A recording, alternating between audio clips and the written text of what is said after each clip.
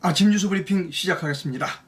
오늘 아침 뉴스 브리핑의 제목은 대한민국을 멸망시키려는 권성동의 두 번째 시도, 그리고 그를 지켜주는 윤석열, 이것이 제목입니다. 지금 시각은 2022년 8월 30일 화요일 오전 7시 29분을 막 지나고 있습니다. 많이 늦어졌습니다. 빨리 진행하도록 하겠습니다. 권성동 의원을 나가라, 그 다음에 못 나가겠다, 이런 논란이 어제도 하루 종일 있었습니다. 오늘 아침 조선일보 기사를 여러분께 보여드립니다. 그 전에 경제 기사부터 여러분께 보여드리도록 하겠습니다. 경제 문제가 급합니다. 자, 동아일보 기사입니다.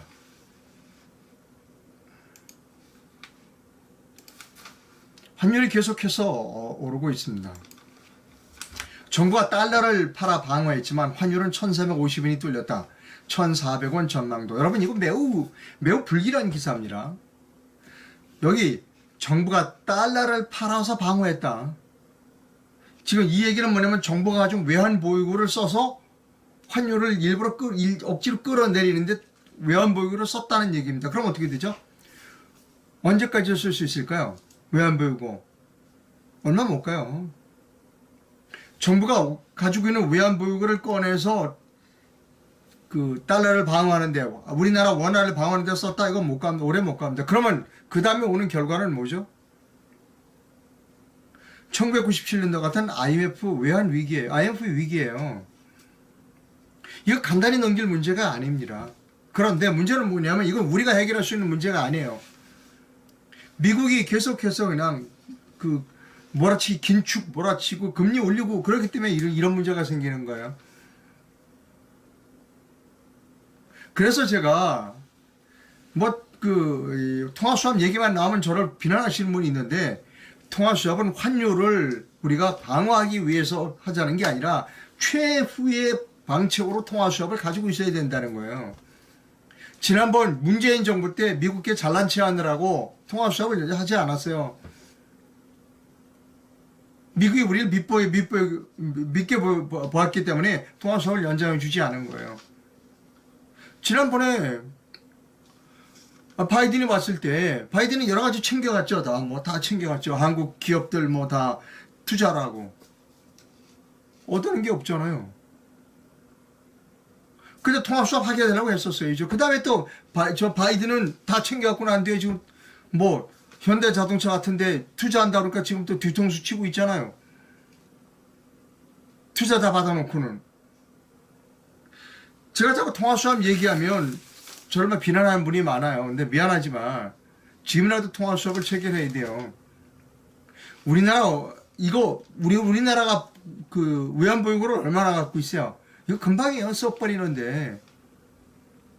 이건 매우 불안한 기사입니다. 달러를 팔아 방어했지만 환율 1,450원, 1,400원 전망도. 매우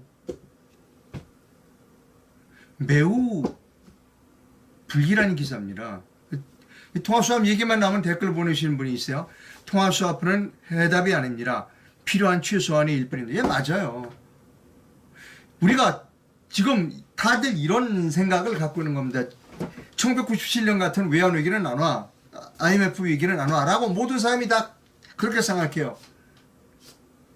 그런데 대통령은 그렇게 생각하면 안 돼요. 대통령과 한국은행 총재 그리고 기획재정부에서 그렇게 생각하면 돼요. 1997년도 같은 IMF 위기가 또 올 수 있다는 생각을 갖고 해야 되는 거예요. 모든 사람이 나는 운전 실력이 뛰어나, 그러니까 나는 빨리 과속을 해도 안 다쳐, 사고가 안 나, 라고 생각하면 안 된다는 거예요. 사고가 나면 사람이 죽을 수 있어요. 그러니까 안전속도를 지키라고 하는 게 그거예요. 우리나라는 기축통화가 아니에요. 거듭 얘기지만. 그러면 미국과의 통화수합은 가지고 있어야 되는 거예요. 그걸 문재인이 때 연장해야 되는데 연장하지 못했어요. 문재인이가. 대단히 불길한 기사입니다, 여러분. 이거 대단히 불길한 기사다라고 하는 것만 여러분께 말씀드립니다. 그리고 지금이라도 통화수합을 해달라고 해야 한다는 겁니다. 미국하고. 자, 그 다음 유수할게요. 지금 아까 말씀드렸듯이 이제 권성동 얘기인데, 어제 뭐 윤석열 대통령 권성동 편을 들어줬어요. 뭐 국회에서 당신들이 결정해오면 존중하겠다. 자, 오늘 아침 조선일보 기사입니다. 안철수가 권성동 사퇴해라. 그 서병수는 전국 비대위 구성, 새 비대위 구성에 반대한다. 그런데 권성동은 안 물러나겠다. 난 소임을 당하겠다 하는 겁니다. 법원 가처분 결정으로 임시 당대표 부재 상황에 빠진 국민의힘이 말 그대로 지대로 공백 충격에 빠졌다. 29일 권성동 원내대표가 비대위원장 직무 대행을 맡아 추석 전까지 새로운 비대위 출범을 완료하겠다고 했지만 당내에서는 권 원내대표의 사퇴와 비대위 구성 반대 목소리가 나왔다. 여당 지도부와 대통령실 의원들 그리고 야당 소속 일부 지자체장까지 서로 다른 목소리를 내는 무질서가 이어졌다. 오늘 소집될 의총에서도 비대위 재구성을 두고 주류와 비주류가 충돌할 가능성이 크다. 권 원내대표는 주변에서 욕을 먹더라도 끝까지 자기가 물러나지 않겠다라고 했다는 겁니다. 이준석은 또 뭐 가처분 신청을 또 냈다고 그래요. 새 비대위에 대해서. 자, 권성동이가 이런 얘기를 했어요. 야, 내가 대학생 1등 공신이야. 내가 한 자리 달라고 그러는 수도 있는데 내가 한 자리 달라는 얘기를 안 했어. 내가 얼마나 공을 많이 세웠는데. 기사 읽어드립니다. 권성동, 난 대학생 1등 공신이야. 내각 참여를 요구할 수 있었지만 나 포기한 사람이야. 근데 왜 나보고 물러나라고. 근데 1등 공신인데 왜 나보고 물러나라고 그래. 난 못 물러나. 이겁니다. 자, 이것에 대하여 페이스북 저널리스트 강석두 교수가 이런 글을 올렸습니다. 여러분께 보여드립니다.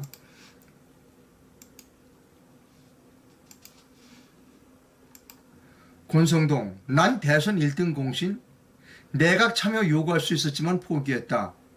지가 1등 공신이라고 떠버리는 사람 처음 보지만 대선 1등 공신은 미안하지만 권성동 네가 아니야. 1등 공신은 문재인과 이재명이야. 권성동은 탄핵 1등 공신이야. 탄핵 세력이 서로 야합하고 다고 자백한 거랍니다. 권성동은 국회 탄핵소추위원장으로서 헌재에 출두하여 탄핵을 인용해달라고 읍소했다. 가장 큰 죄목으로 든 게 세월호 사건인데 소추장에서 사라져버렸다.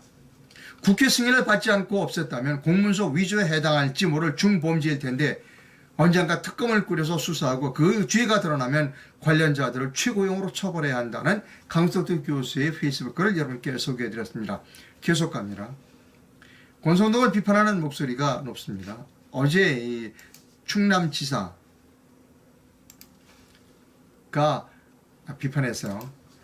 보도 내용이 김태용 권성동 사퇴하면 되는데 당신이 사퇴하면 되는데 왜 자꾸 멀쩡한 당원 당규를 개정하느냐. 비대위를 만들기 위해서 헛소리하지 말고 물러나라는 것이 어제 충청남도 지사 권태영 씨의 기사입니다. 기사 본인의 페이스북 글 전문을 제가 여러분께 읽어드리도록 하겠습니다. 참고할 만합니다. 김태음의 생각. 페이스북 글입니다. 친정집이 난장판이라 한마디 합니다. 작금의 사퇴 수습의 첫 출발점은 권성동 원내대표의 사퇴여야 합니다. 지금 당을 어렵게 만든 책임 있는 장본인은 권성동 원내대표입니다. 법원의 판결도 권성동 원내대표가 사퇴하지 않고 당을 수습하는 과정이 비상 상황으로 보지 않은 것인데 사퇴 수습 후에 거취를 결정한다는 것은 후한무치입니다. 원내대표 한 사람만 사퇴하면 되는데 멀쩡한 당원 당규 개정이니 헛소리만 하고 계십니까? 새로운 원내대표를 선출하고 신임 원내대표가 비대위를 구성하고 비대위가 전당대회를 준비하여 새로운 지도부를 선출하면 됩니다. 권성동 대표님, 뭘 그렇게 자리에 연연하고 미련을 두십니까? 이미 원내대표로서 헛바지라면서 밑바닥에 다 드러났고 권위가 사라진 마당에 원내대표 자리를 붙들고 뭉개는 이유가 뭡니까? 깨진 바가지는 쇠물을 담을 수 없습니다. 권성동 원내대표의 사퇴가 사퇴 수습이 첫 출발점입니다. 당의 직책이라는 것은 임기가 있어도 도의적 책임 귀책 사유가 없더라도 정부 상황을 돌파하기 위해 자료를 내려놓는 것이 정당의 관례입니다. 또 이준석 전 대표를 감싸고 도는 분들께도 한 말씀 드립니다. 당 대표로서 품위 훼손으로 당에 해를 끼쳐 6개월간 당원권 정지된 사람을 당원권 정지가 끝나면 대표 복귀 상황을 가정해서 헛소리하는 사람들 제발 정신 차리십시오. 본인의 부도덕성 때문에 징계된 사람이 임기가 남았다고 복귀하는 것이 상식입니까? 제발 원칙과 상식을 갖고 행동합시다. 당원과 국민을 두려워합시다. 윤석열 정부 성공을 뒷받침하는 것이 집권 여당의 역할입니다. 빠른 사태 수습을 기원하며 라고 어제 김태흠 충남도지사가 글을 올렸습니다. 여기서 또 재밌는 건 뭐냐면 김태흠 지사가 이런 얘기를 했어요. 이준석을 감싸고 드는 분, 이준석을 대표를 감싸고 드는 분들께 한마디 드리겠다. 당 대표로서 품위훼손을 훼손으로 당에 해를 끼치고 6개월간 당원권 정지된 사람을 당원권 정지가 끝나면 대표 복귀 상황을 가정해서 헛소리하는 사람들 제발 정신 차리십시오. 라는 글 매우 이색적이었어요. 그러면 누가 이준석 전 대표를 감싸고 도는지 그 명단을 페이스북에서 찾아냈습니다. 여러분께 보여드립니다. 누가 이준석을 감싸고 도는가. 이겁니다. 어떤 분이 아주 잘 정리를 했어요. 이준석 비호 명단입니다. 여기 김종인, 김기현, 성일종, 정미경, 허은하 이 사람들 이준석 윤리위 징계 문제 있다. 증거 없다라고 언론 플레이한 사람들이 김종인, 김기현, 성일종, 정미경, 허은하 이 사람이고요. 그 다음에 또 말도 못하고 속만 타는 김무성, 유승민, 눈치 없는 정치 초짜 최재형, 그 다음에 국힘 단톡방에서 이준석을 두둔하고 있는 김웅, 한기호, 윤상현, 탄핵 공동체이자 호위무사 하태경, 아무데나 끼어드는 진중권. 정리 잘했어요. 정리 잘했어요. 뭐 정치하시는 분들은 자기들이 최고라고 생각하지만 국민들이 다 알고 아는 분들입니다. 아주 정리 잘했습니다. 재밌었습니다. 페이스북에서 가져왔어요. 다음에요. 자, 제가 제목 여러분 다시 한번 보여드리고 갈까요?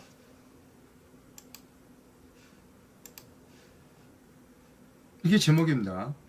대한민국을 멸망시키려는 권성동의 두 번째 시도, 그리고 그를 지켜주는 윤석열. 이것이 오늘 제목입니다. 제가 제목을 다시 보여드린 데는 이유가 있습니다. 권성동 씨가 2017년 헌법재판소에서 박근혜 대통령을 탄핵시켜달라고 울먹거린 일이 있습니다. 기사를 여러분께 보여드립니다.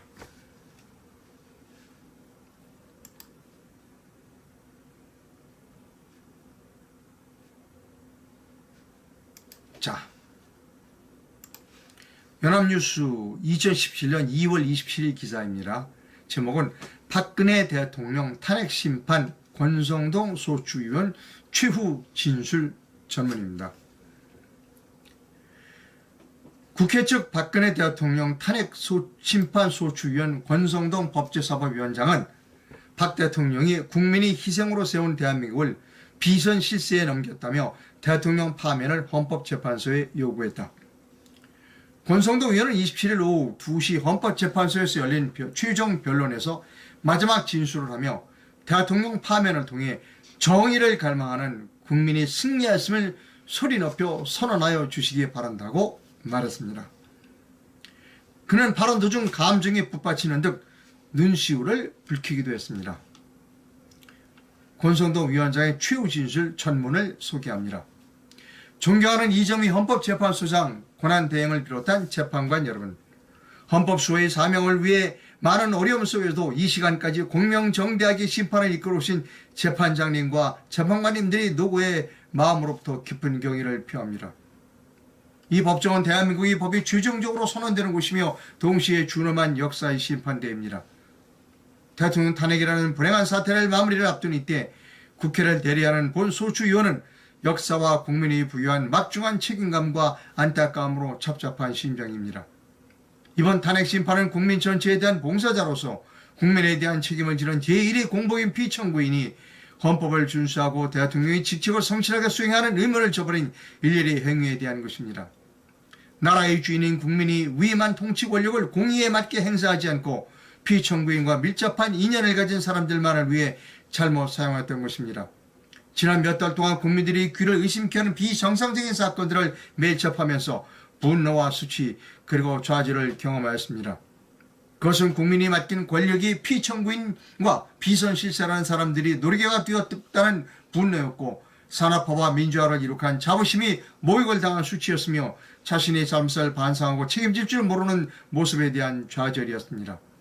이에 주권자인 국민은 피청구인을 대통령의 자리에서 파면할 것을 요구하였고 국민을 대표하는 국회가 234명의 압도적인 찬성으로 탄핵소추를 의결하여 오늘에 이른 것입니다. 피청구인이 헌법과 법률 위반 행위에 대해서는 준비 절차와 변론 절차에 제출되어 엄격한 심리를 거친 증거들에 의해 충분히 규명되었다고 생각합니다. 그리고 피청구인 측에서 내세우는 변명은 이 사건의 본질적 부분과는 동떨어진 것입니다. 탄핵사유를 배척하기는 현저히 부족한 것입니다.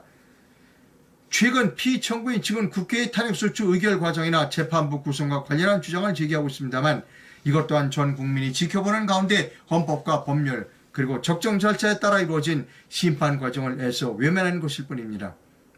대통령 탄핵이라는 국가적 불행에 대한 한마디의 책임도 언급하지 않고 보이지 않는 음모 운운한 피청구인의 모습이나 신성한 법정에서 표출한 일부 지나친 행동으로 사내의 본질을 가릴 수 없으며 결코 아름답게 보이지 않습니다.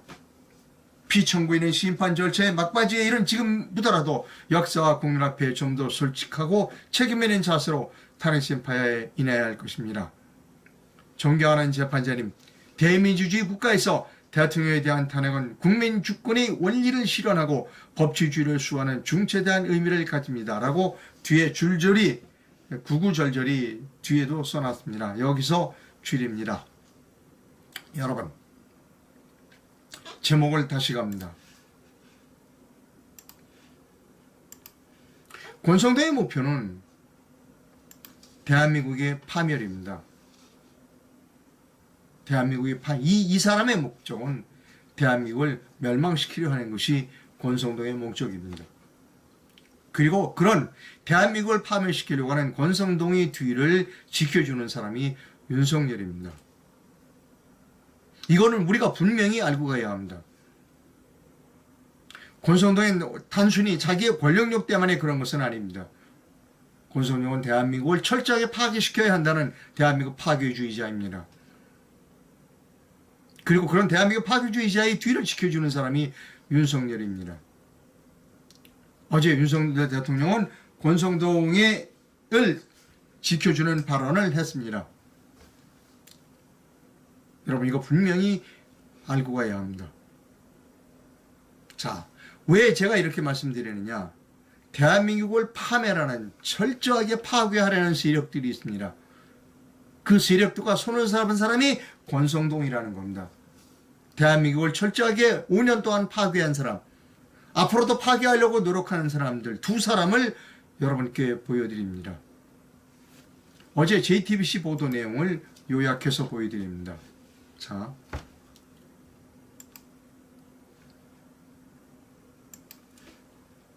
어제 JTBC 내용입니다. 이재명이 어제 문재인을 만나러 양산 사저에 갔습니다. 자, 읽어드립니다. 제가 간략간략하게 사진 설명과 함께 읽어드립니다.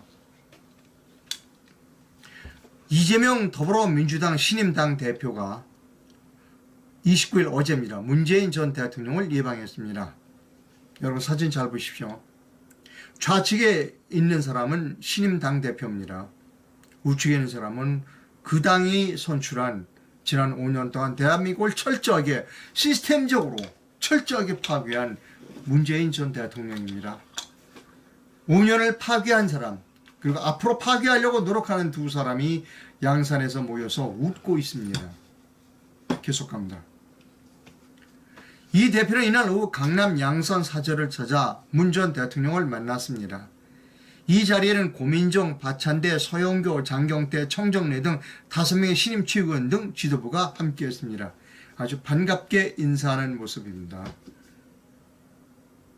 계속 JTBC 보도 내용을 요약해서 보여드립니다.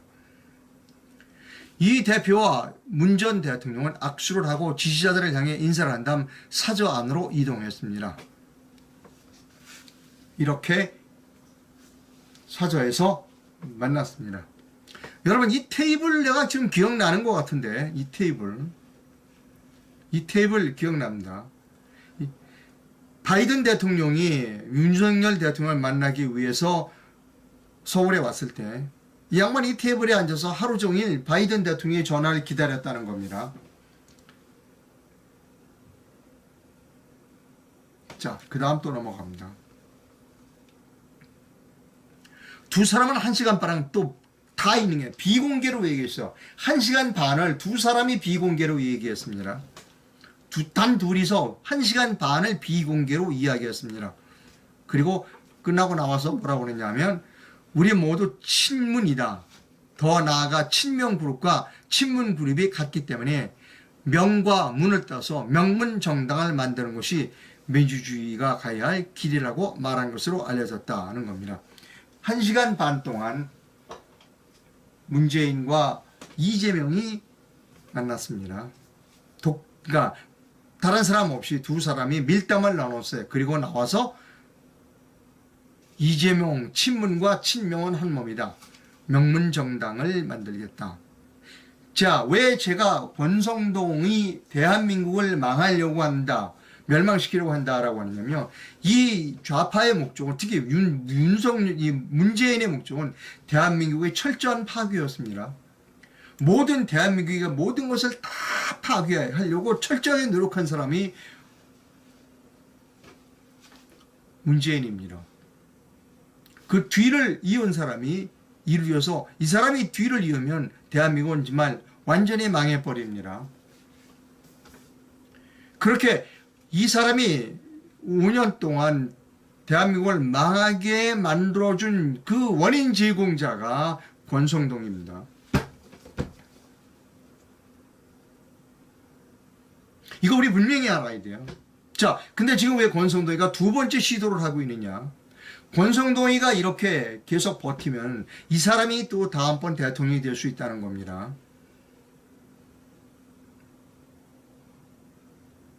이 사람이 또 될 수 있다는 겁니다.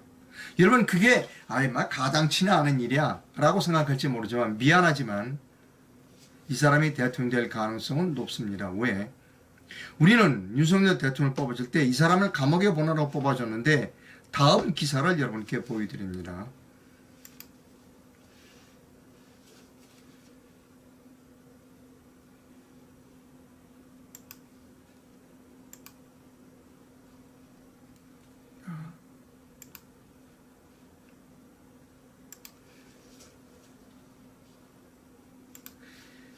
이 투데이 기사입니다.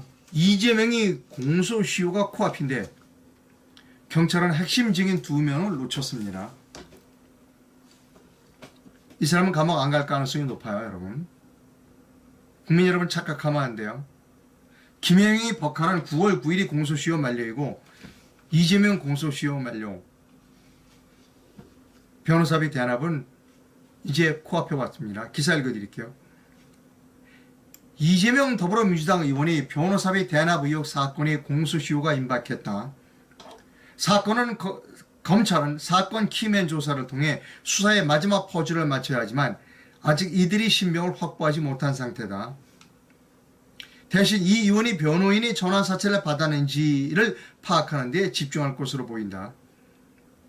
28일 법조계에 따르면 수원지검이 수사 중인 변호사비 대납 의혹 사건의 공소시효는 9월 9일로 13일 남았다. 검찰은 이 의원에 대한 처분을 내리기 전에 해외 도피 중인 김성태 전 쌍방울 회장과 양선길 회장 등 핵심 인물을 조사해야 한다. 하지만 현실적으로 불가능할 것으로 보인다. 두 사람은 이 변호사비 대납 의혹 사건의 핵심 인물인 동시에 쌍방울그룹 횡령 배임 사건으로 검찰 수사 선상에 오르기도 했다. 그런데 이들이 태국으로 도피하며 사건 수사에 차질이 생긴 것이다. 횡령 배임 사건은 아직 공소 수요가 남았지만 변호사비 대납 의혹 사건은 그렇지 않다. 검찰은 하루빨리 이들을 불러 변호사비 대납 의혹 사건을 추궁한 뒤 횡령 배임 사건을 살펴봐야 한다.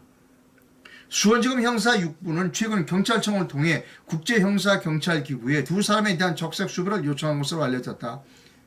그러나 법조계에서는 이들이 사건이 공소시효가 만료된 9월 9일 내에 입국할 가능성이 낮다고 보고 있다.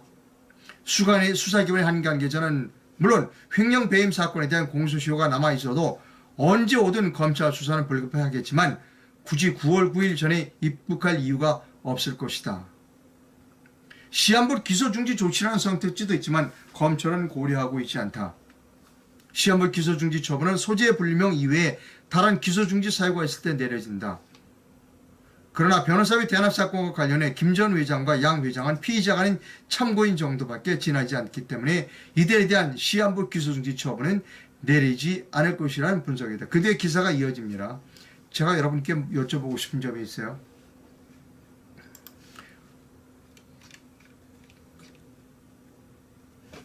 윤석열 대통령 취임한 지 100일이 넘었어요. 그동안 뭐 하고 있었어요? 검찰은?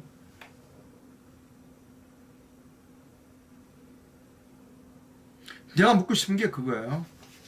왜 취임한 지 100일이 넘었어요. 검찰은 뭐 하고 있었어요?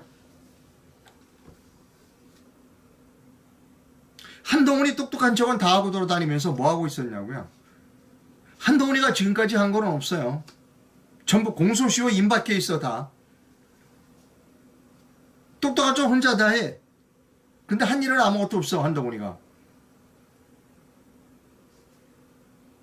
제가 이런 생각을 합니다. 가만히 보니까 검찰은 윤석열 정부의 검찰보다 문재인 정부의 검찰이 100배는 유능한 것 같아.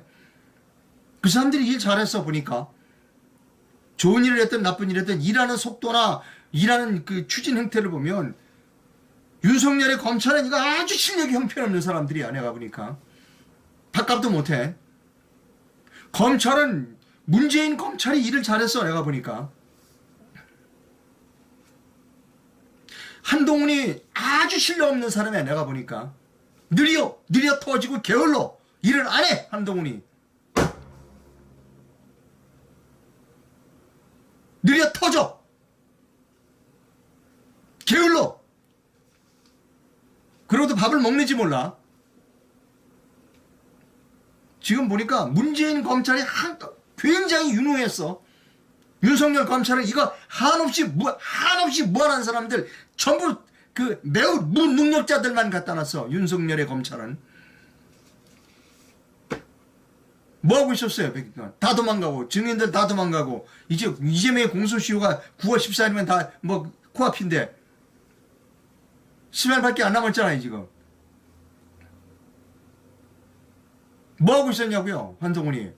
똑똑한 척 혼자 다 하고 돌아다니면서.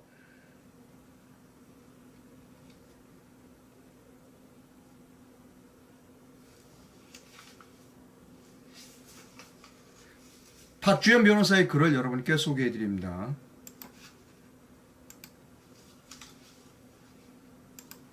박주현 변호사가 페이스북에 이런 글을 올렸습니다. 권순일, 박영수는 언제 구속되는 건가? 윤 대통령 왜 수사 안 합니까? 권순일 대법관, 박영수 왜 수사 안 해? 이게 박주현 변호사가 그제네요. 올린 글입니다. 차교환 변호사의 글을 여러분께 소개해드립니다.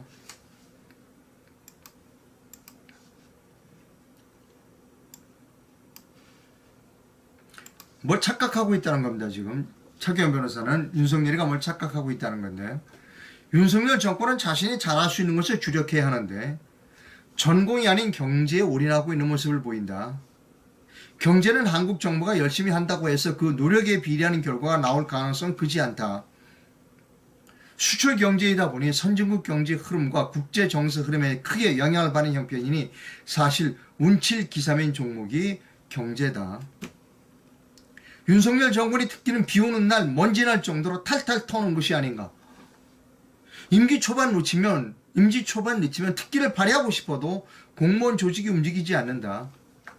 더구나 총선 전 지지율이 하락하면 윤 대통령 고향인 검찰 조직마저 움직이지 않을 것으로 본다.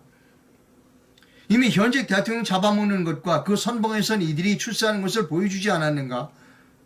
자신들과 한 팀이 되어 그 수사를 한 사람이라고 해서 자신과 같이 운명을 짊어지려고 할까? 아니면 새로운 권력이 보이는 곳에 줄을 서려고 할까? 윤석열 대통령, 당신 기간이 그리 많이 남아있지 않다라고 하는 것이 차규환 변호사의 글입니다.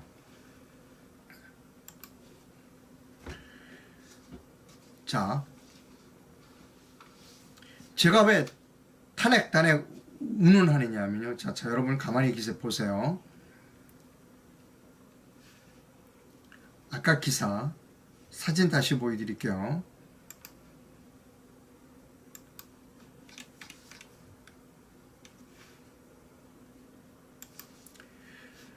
이 사람은 불법 탄핵으로 정권을 5년 동안 잡은 사람이에요.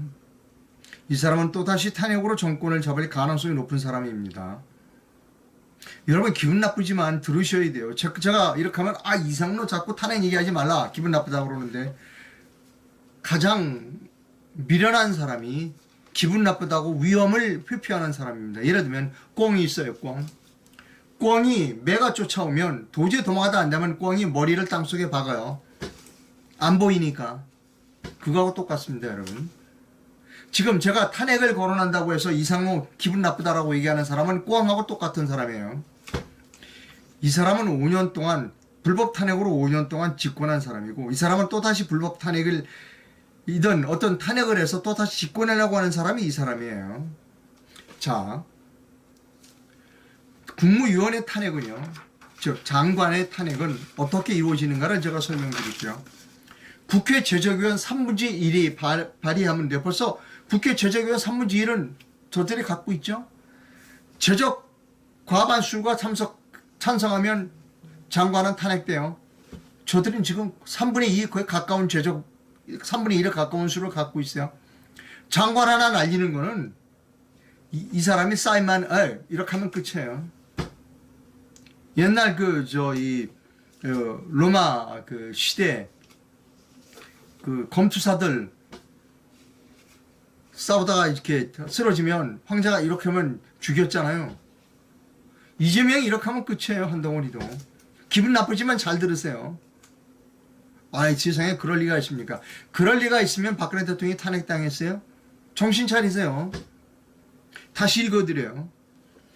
한동훈 장관 국무총리를 탄핵 소추하려면 국회 제적위원 3분의 1 제적 과반수가 찬성하면 탄핵시켜야 돼요.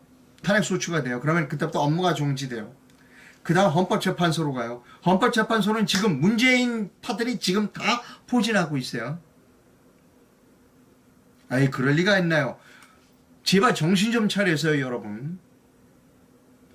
그럴 일을 있는지 없는지 다른 사람한테 물어볼 게 아니에요. 이 사람한테 물어봐야 돼요, 지금. 이 사람이 이렇게 하면 끝이에요. 기사 보여드립니다, 여러분.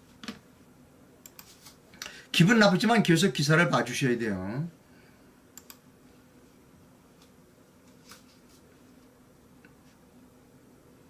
자, 동아일보 기사입니다. 야당은 한동훈을 탄핵 못한다면 무능한 국회다. 한동훈은 탄핵하면 헌법 절차 당당히 임할 것. 이 얘기는 한동훈 씨가 잘못 알고 있는 거예요. 탄핵하면 그 뒤에 헌법재판소 가서 다투겠다는 거예요. 말 같은 얘기하고 있어요, 지금. 탄핵 소추하면 그 다음에 업무 정지돼. 헌법재판소 가서 180 헌법재판소 1년인가 아마 재판할 거려. 기사 읽어드립니다. 더불어민주당 신임 지도부가 출범 첫날인 29일 어제 한동훈 법무부 장관에 대한 탄핵론을 잇따라 꺼내든 가운데, 한동훈 장관은 이날 국회에서 열린 법제사법위원회 전체회의에서 타수당인 민주당이 탄핵을 결정하면 절차 안에서 당당히 임하겠다고 말했다. 그럴 수밖에 없죠. 장관이 법률에 따라 국회가 탄핵 소추한다는데 뭐 어떡하겠어요. 임해야지.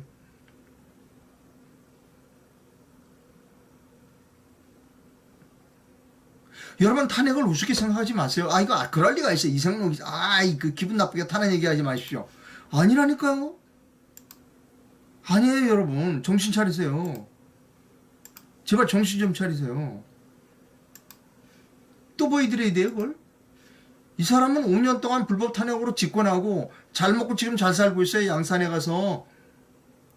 이 사람은 지가 집권하는 법이 탄핵밖에 없어요.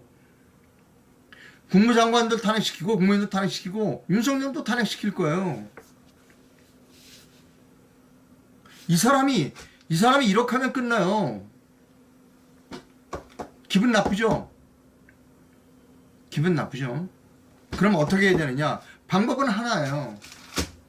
이 사람이 힘을 빼는 겁니다. 이 사람이야 뭐 지금 큰소리 치고 있지만 현직이 아니니까 이 사람이 힘을 빼는 거예요. 어떻게 힘을 빼느냐? 이 사람을 감옥에 보내야 돼요. 근데 검찰은 벌써 감옥에 보낼 수 있는 여러 가지 기간을 다 놓쳤어. 또 한 가지 방법. 일단 어쨌든 이 사람을 감옥에 보내. 두 번째로는 이 사람이 믿고 까부는 그 가짜로 만들어진 거의 170에 가까운 그 국회의원이 가짜라는 걸 밝혀야 돼요. 그걸 수사해야 돼요. 그래야 탄핵의 공포로부터 벗어나. 민경호 의원의 페이스북글을 여러분께 보여드립니다. 민경호.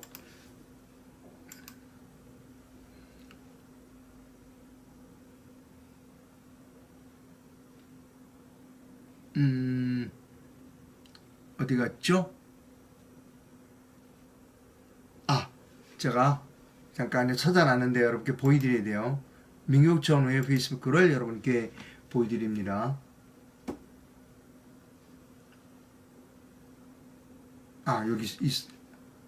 여기 있는데 잠깐만요.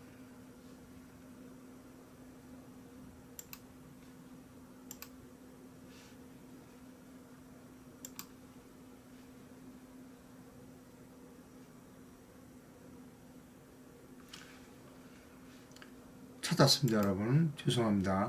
꼭 보셔야 돼요. 네 여기 있습니다.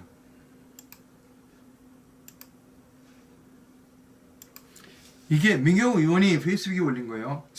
역사자입니다. 이거 5.42로 역사에 으뜸가는 5점이 415다. 민경욱 의원 참 이런 거 잘해요. 부정선거가 자행된 2020년 4월 15일은 경술국치보다도 더 부끄러운 날입니다. 이 역사할 때 사자고요. 오염, 더러운 거 5자입니다. 역사에 으뜸가는 5점이 4.15 부정선거입니다. 이 부정선거가 자행된 2020년 4월 15일은 경술국치보다 더 부끄러운 날입니다. 여러분, 자 다시 제가 보여드립니다.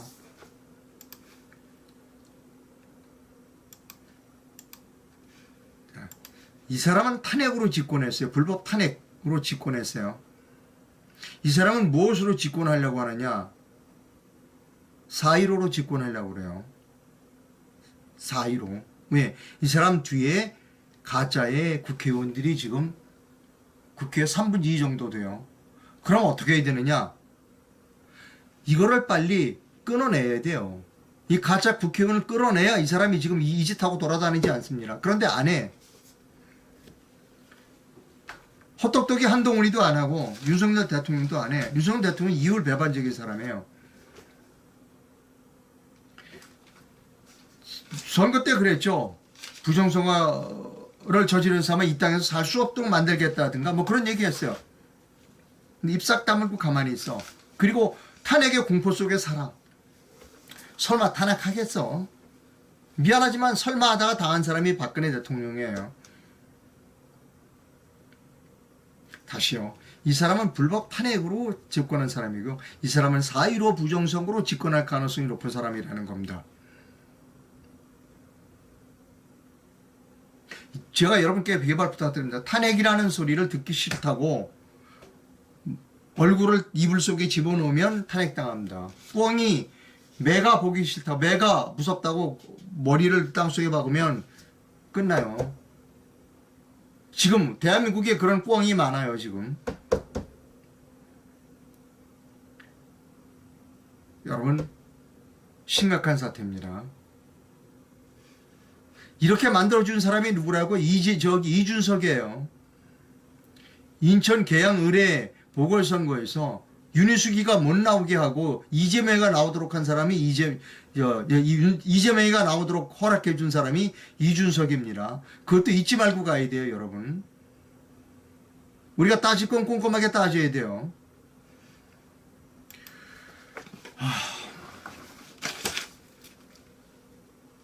자, 여러분, 저는 독립언론인입니다. 아침에 여러분이 듣기에 굉장히 거슬리는 탄핵 이런 문제에 대해서 말씀드려서 죄송합니다. 그러나 위험이 있을 때 여러분 이런 위험이 있습니다 라고 이렇게 알려주는 사람이 기자입니다. 그리고 그렇게 하라고 기자들이 밥을 먹고 사는 거예요. 위험이 있을 때 위험을 알려주지 않는 기자는 가짜 기자입니다. 그거 사이비 기자라고 그래요. 이런 조중동 같은 이런 쓰레기뿐만이 아니라 아침에도 쓰레기가 막 산더미처럼 배달이야. 이런 조중동 같은 쓰레기뿐만이 아니라 외국 인사라고 하는 유튜브를 사용하는 독립 언론인들도 국민들에게 위험이 있습니다 라고 이야기해 주지 않는 것은 올바른 일이 아니에요. 사이비 우파입니다. 우리는 지금 두 가지 위험에 처해 있습니다. 첫째는 아까 말씀드렸듯이 또다시 IMF 위기가 올 가능성이 높다는 경제적 위험과 또다시 대한민국의 헌정 질서가 파괴되는, 그리고 철저하게 대한민국을 파괴하려고 하는 세력이 또다시 대통령이 될 수 있다는 위험 속에 살고 있어요. 이거를 여러분께 제가 분명하게 말씀드립니다. 저는 이 영상은 계속 보존될 겁니다.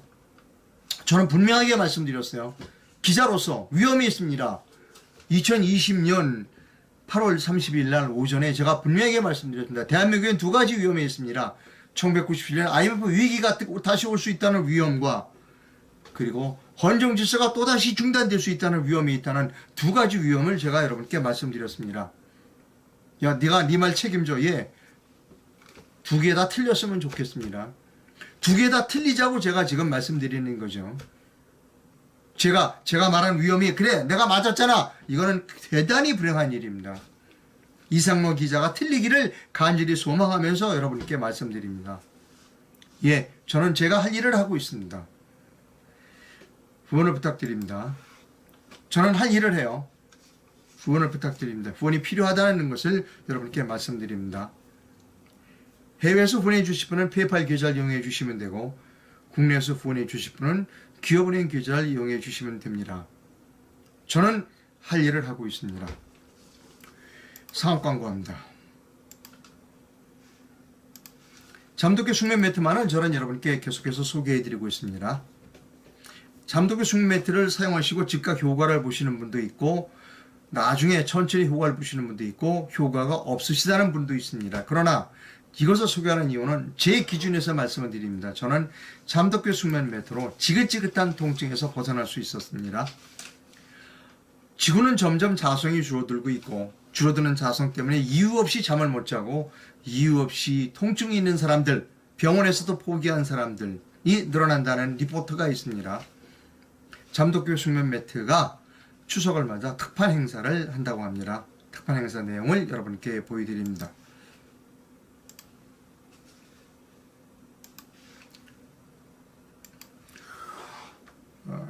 10% 할인을 해드린다고 그러고요. 자기장 복대를 추가로 증정해 드린다고 합니다. 지금 이른 시각이긴 하지만 전화를 주시면 상담을 받으실 수 있다고 합니다. 잠도교 숙면 매트의 동영상 광고를 여러분께 보여드립니다. 4월 말에 구매했으니 2달째 사용 중인 30대 중반 남자입니다. 잔도깨비를 알게 된 건 유튜브 이상로님이 방송하시는 프리덤 뉴스에서부터 봤으니 1년은 된 것 같아요.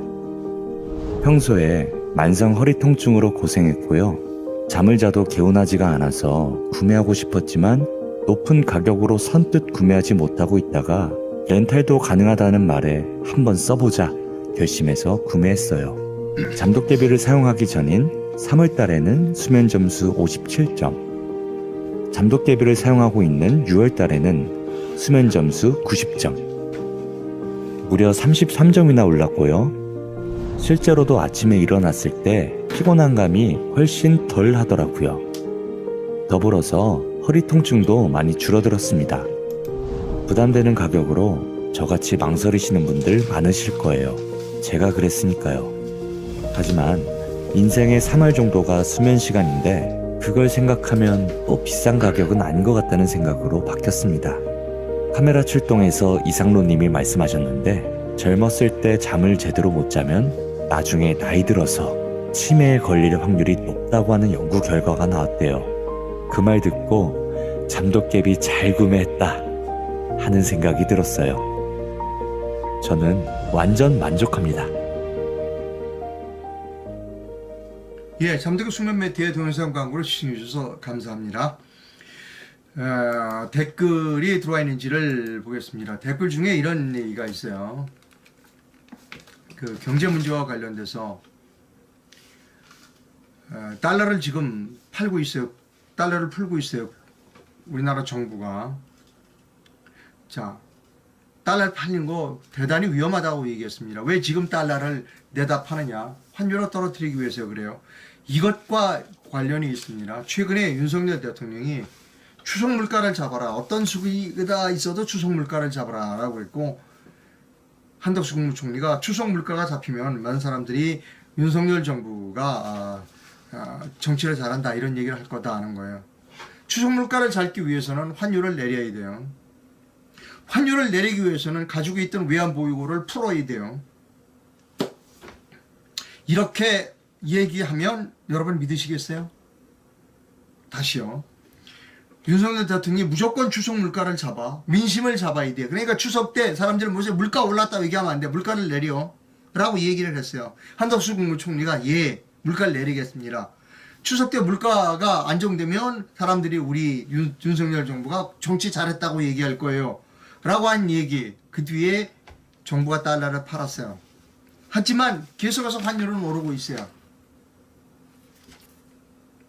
가능할까요? 정부가 계속해서 달러를 가지고 있는 달러를 풀어서 환율을 방어가 가능할까요? 위험하다는 겁니다. 위험하다는 겁니다. 위험하다는 겁니다. 네, 뭐 여러 가지 많은 이야기들이 있어요. 많은 이제 견해들을 올려주셨습니다. 탄핵 7조 김무성, 유승민, 장제원, 권성동, 김성태, 하태경, 정진석. 나경원이도 껴주세요. 왜 나경원이 빼요? 섭섭할 거 아니에요. 나경원 씨도 껴주세요. 김무성, 유승민, 강제원, 권성동, 김성태, 하태경, 정진석. 그리고 나경원도 껴주십시오. 왜 여자라고 빼요? 자, 암울합니다. 암울합니다. 위기는 닥쳐왔습니다. 외환 위기가 외부로부터의 위기라면 지금 현재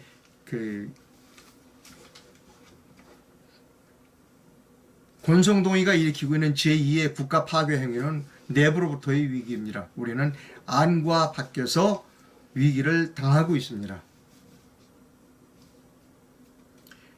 오직 이 문제는 윤석열 대통령 혼자만이 해결할 수 있는 문제입니다. 특히 내부적인 문제는. 그런데 움직이지 않습니다. 일을 안 하죠. 윤석열 대통령도. 목사님이 원망스럽습니다. 목사님이 원망스럽습니다. 자, 하나님이 보호사 대한민국 잘 될 겁니다. 좋은 하루 되시기 바랍니다. 감사합니다.